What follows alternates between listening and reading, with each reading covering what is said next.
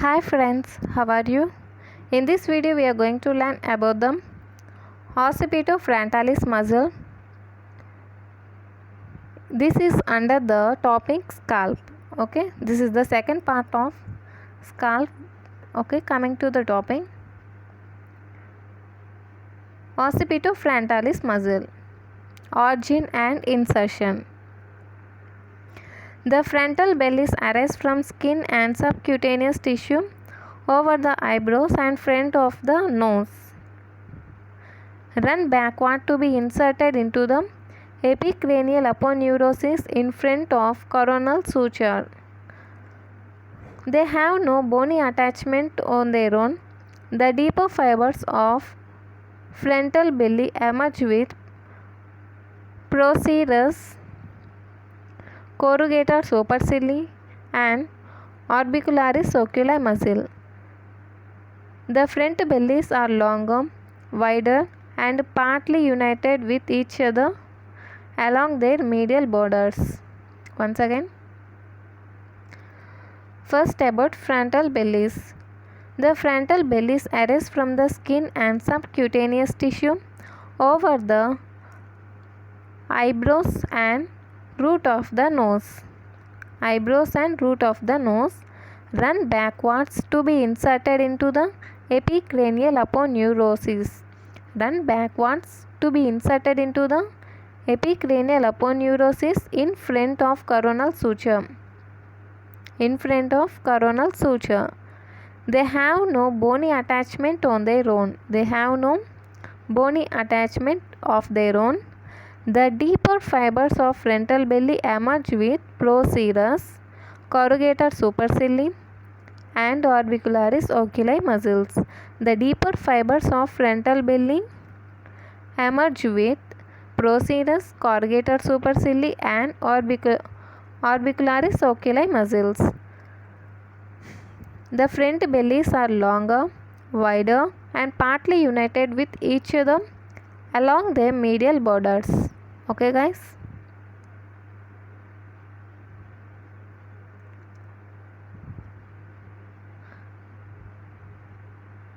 If you observe this diagram, these are the frontal bellies. Okay.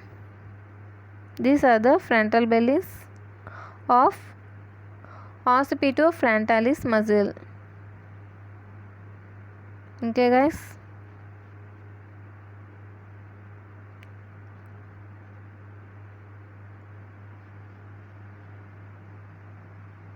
The frontal bellies arise from skin and subcutaneous tissue over the eyebrows and root of the nose. Run backward to be inserted into the they run backward to inserted into the epicranial aponeurosis.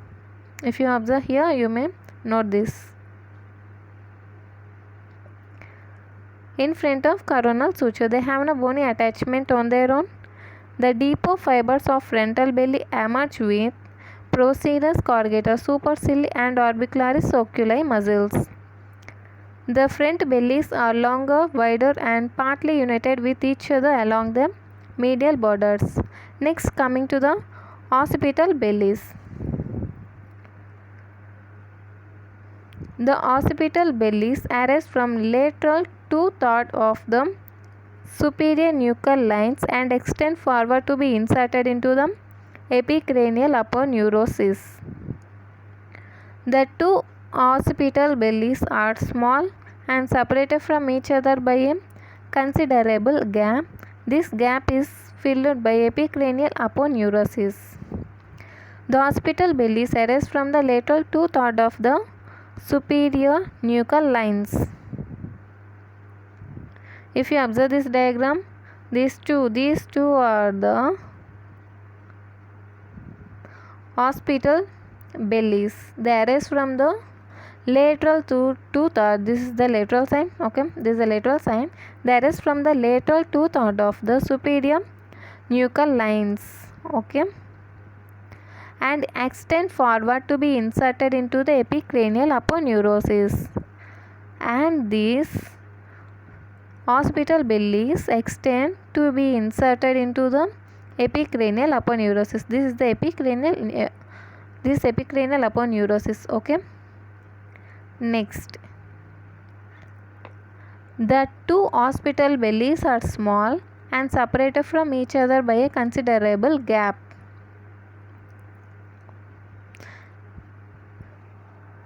If you compare these both frontal and occipital belly, if you compare these both frontal, these are the frontal bellies and these are the occipital bellies. If you compare these bellies, these occipital bellies are small and these occipital bellies are separated by considerable gap.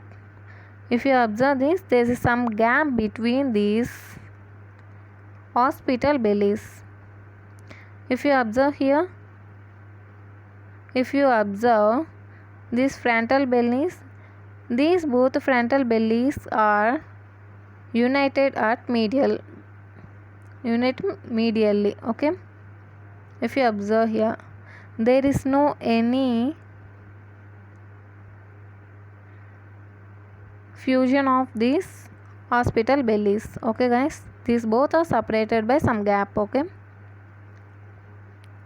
Next, and this gap is filled by epicranial aponeurosis. If you observe here, and this gap between these occipital bellies, these two are the occipital bellies, and this gap between this belly are filled by epicranial aponeurosis.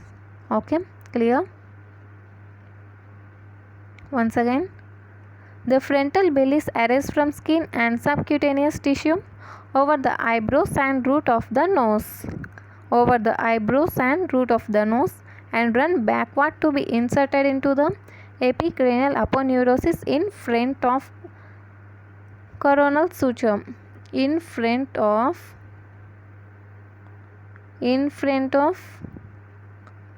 coronal suture. Okay, and they have no bony attachment of their own. The deeper fibers of frontal belly match with procerus,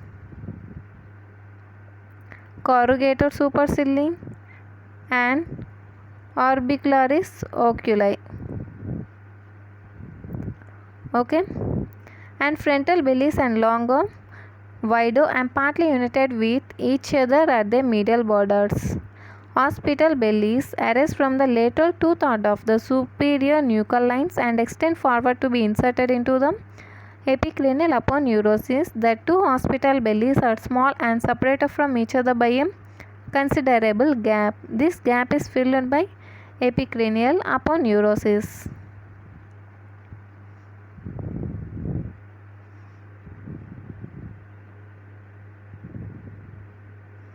Next, coming to the nerve supply of Occipitofrontalis.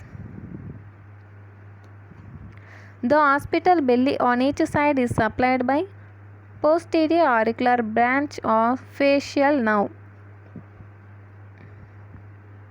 The nerve supply of occipital belly. The nerve supply of occipital belly on each side is supplied by posterior auricular branch of facial nerve.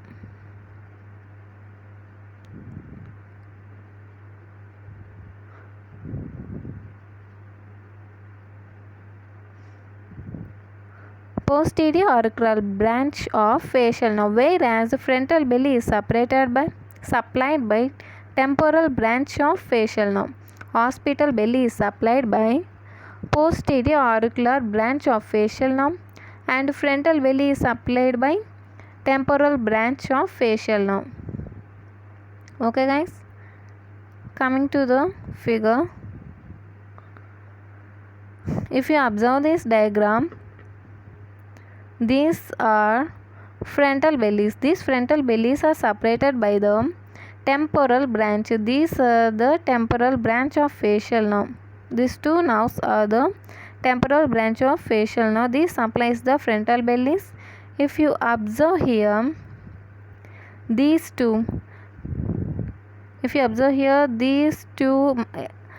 nerves are the posterior auricular branch of facial nerve.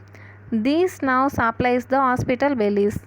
Frontal belly supplied by temporal branch of facial nerve, and occipital belly supplied by posterior auricular nerve of posterior auricular branch of facial nerve.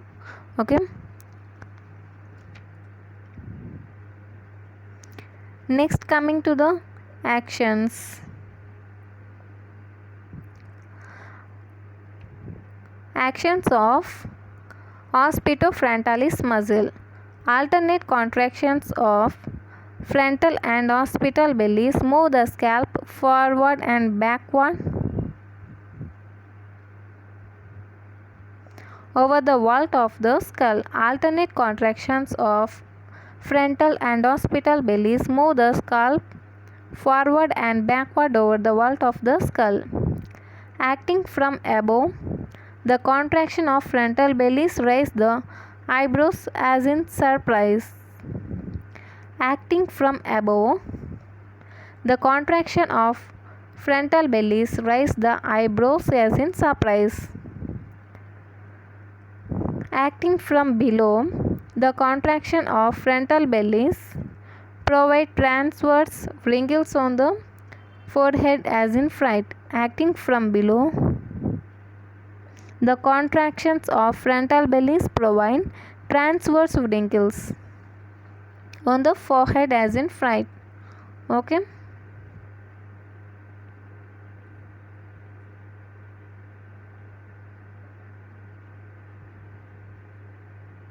Okay guys, in